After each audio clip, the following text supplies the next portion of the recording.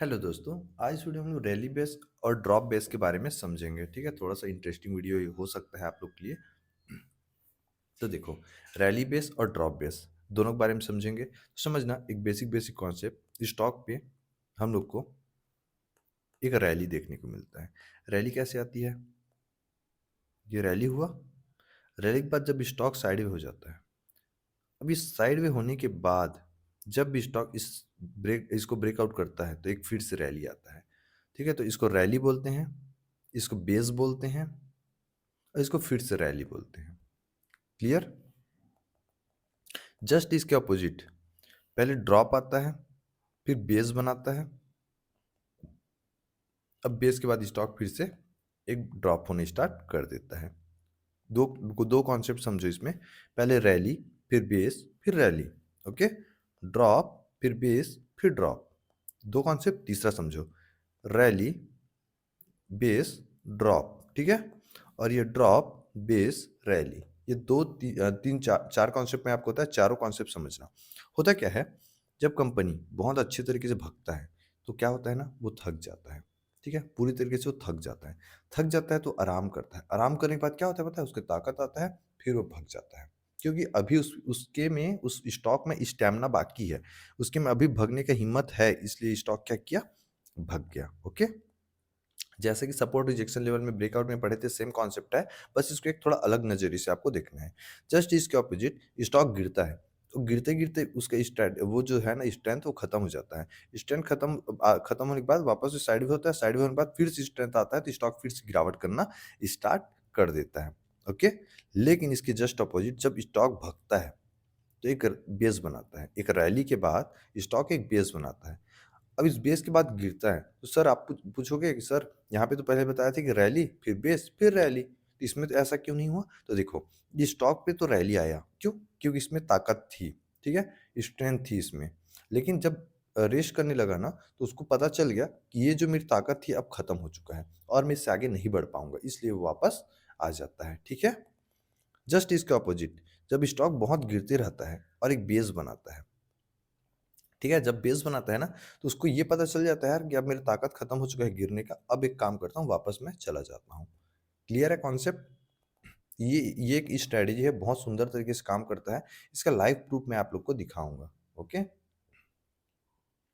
चलो, तो देखते हैं कुछ ऐसा स्ट्रेटेजी, मतलब ऐसा स्टॉक जहां पे ऐसा प्रॉपर आपको बनते हुए नजर आया होगा। तो यहाँ पे देखो, सबसे पहला स्टॉक यहीं पे हमें देखने को मिल गया। क्या ये यहाँ पे बेस बनाया था स्टॉक? स्टॉक में बहुत सुंदर रैली आई, स्टॉक ने एक बेस बनाया, बेस का ब्रेकआउट हुआ, फिर स्टॉक पे अप मूव। क्लियर है? यहाँ पे आप लोग को दिख रहा होगा।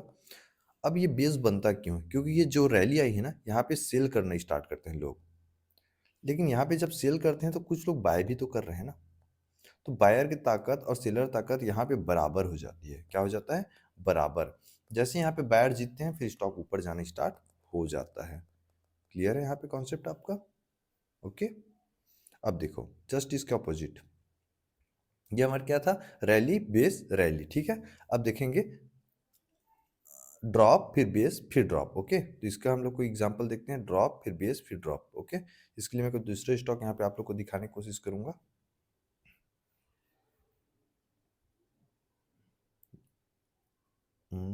ओके, यहाँ पे देखो, स्टॉक क्या किया, बहुत सुंदर तरीके से गिरा।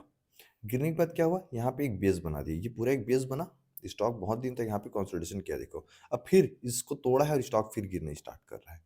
समझ आ गया? स्टॉक गिरा, फिर एक बेस बनाया, बेस के बाद फिर एक डाउनफॉल हम लोग को स्टॉक पे देखने को मिल रहा है। तो यहाँ पे क्या हुआ, पहले जितने सेलर थे वो सेल किए, अब बायर और सेलर के बीच लड़ाई होने लगी कि यार मैं ऊपर लेके जाऊंगा, सेलर बोल रहे नहीं मैं नीचे लेके जाऊंगा।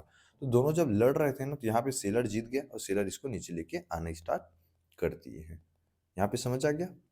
ये था हमारा ड्रॉप बेस ड्रॉप। ठीक है, अब चलते हैं हम लोग ड्रॉप बेस रैली। तो यहाँ पे समझना, ड्रॉप ड्रॉप बेस फिर रैली, ये बहुत अच्छा है। यहाँ ये वाला जो आपको देखने को मिल जाए ना, बहुत सुंदर तरीके से एक अप मूव हम लोग को देखने को मिलेगा।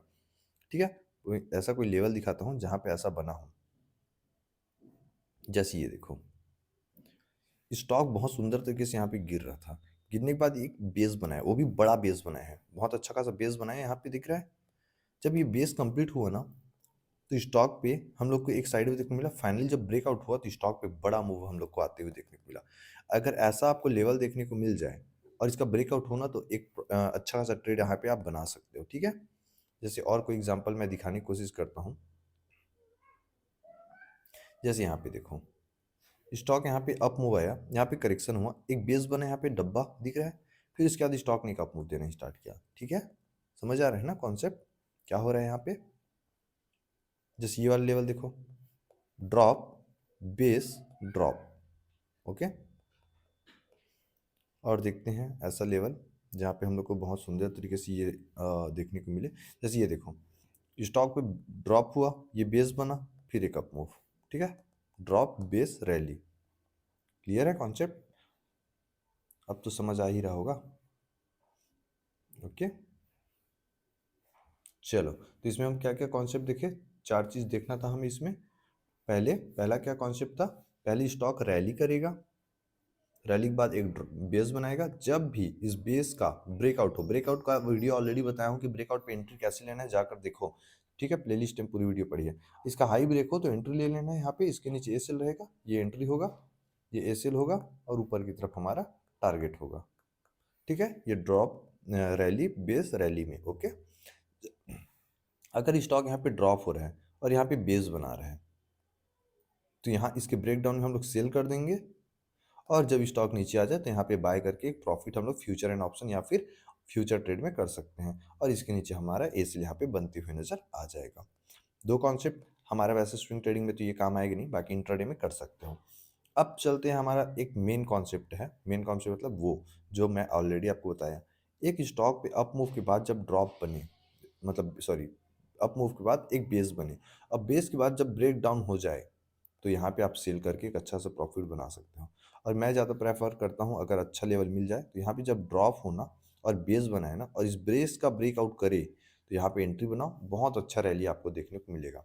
पर्सनली ये एक बेस्ट स्टडी है, बट ये वाला अगर आपको मिले तो ये और ज़्यादा बेटर होगा। यहाँ से एक बड़ा मूव आपको, जो रैली यहाँ से यहाँ तक देखने मिला है, सेम रैली यहाँ से यहाँ तक भी देखने को आपको मिल जाता है। बहुत अच्छा ट्रेड यहाँ पे आपको बनती हुई नजर आ जाएगा, ओके। समझ आ रहा है बात, समझ आ रहा है ना क्या समझाना चाह रहा हूँ। जैसे ये लेवल चेक करो, अगर मैं यहाँ से यहाँ तक की बात करूँ तो स्टॉक पे 38% और इशू यहाँ रखूँ तो क्या बराबर है, क्या ये दोनों बराबर है, ये हाई यहाँ और लो यहाँ, क्लियर। इस चीज़ को मैं सेम पकड़ के यहाँ रख दिया, तो ये देखो, हाई यहाँ और लो यहाँ, क्या ये बेस बना है, ये बेस बना, समझो बात, क्या ये बेस बना, ये एक बेस बन रहा है पूरा प्रॉपर। स्टॉक यहाँ से अप मूव, बेस, फिर ब्रेकआउट के बाद एक अप मूव, तो यहाँ तक का टारगेट आपको श्योर था कि आप मिलता, स्विंग ट्रेडिंग में अच्छा खासा परसेंट आप प्रॉफिट कैप्चर कर सकते थे, एटलीस्ट 10 से 20% तो मिल जाता, ओके। और कोई स्टॉक दिखाता हूँ जैसे ये वाला सेटअप आपको बने, ठीक है। जहाँ भी ये सेटअप आपको मिले ना, बहुत अच्छा प्रॉफिट यहाँ पे आपको बनती हुई नजर आ जाएगा। ये देखो, स्टॉक यहाँ से यहाँ तक अप मूव दिया, ठीक है। अगर मैं इसको पकड़ के यहाँ रखूँ या ब्रेकआउट के बाद भी रखूँ, तो भी देखो इतना परसेंट, 19% प्रॉफिट आपको देखने को मिल जाएगा। और ये हमारा छोटा सा बेस यहाँ पे बन रहा था, ब्रेकआउट हुआ, एंट्री बनाए, 19 से 20% का प्रॉफिट, क्लियर है। और अगर हम लॉन्ग टाइम बेस की बात करें, चलो एक लॉन्ग टाइम बेस भी आपको बताता हूँ। जब बहुत लंबे टाइम के में बेस बने और ब्रेकआउट हो, तो एक बड़ा ट्रेड आपको मिलेगा। जैसे ये लेवल को हम लोग लॉन्ग टाइम बेस बोल सकते हैं, ये लेवल को, यहाँ पे स्टॉक यहाँ से बार बार साइड में हो रहा था, अगर मैं इस लो से इस हाई तक पकड़ूं, 50% का अप मूव, ठीक। और अगर इसी को मैं यहाँ पे भी ब्रेकआउट के बाद भी रखने की कोशिश करूँ, तो भी देखो स्टॉक में हम लोग को 33%, 50% का अप मूव फिर से देखने को मिला, बट हम लोग का टारगेट यहाँ तक था 33%, जो हमें मिल गया। समझ आ रहा है ना, ये स्ट्रैटेजी बहुत अच्छे तरीके से वर्क करेगा अगर आपको कहीं पे ये ऐसा ट्रेड मिल जाए तो इस पे आप नज़र रखिए। बाकी जो अपडेट रहेगा, सारे अपडेट मैं टेलीग्राम पे दे दूंगा।